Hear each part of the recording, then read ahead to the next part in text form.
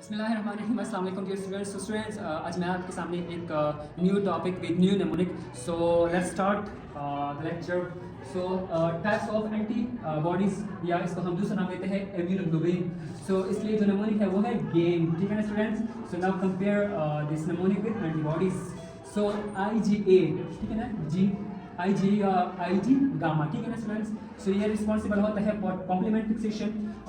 Next जो है IgA, इसको हम दूसरा नाम देते हैं IG अल्फा, ठीक है ना स्टूडेंट्स। सो ये protect mucosal tissue from microbial invasion, या इसको हम लोकलाइज्ड डिफेंस मैकेनिज्म भी कह सकते हैं, ठीक है ना स्टूडेंट्स।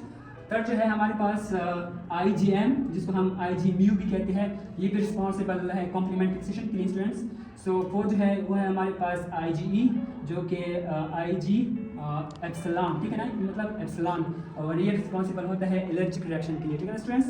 लास्ट जो है वो है IgD, जो कि हमारे पास IG डेल्टा से हम इसको रिप्रेजेंट करते हैं, और ये रिस्पॉन्सिबल होता है recognition of antigen by B lymphocytes. So student, this is antibodies with mnemonic. So thank you so much for listening.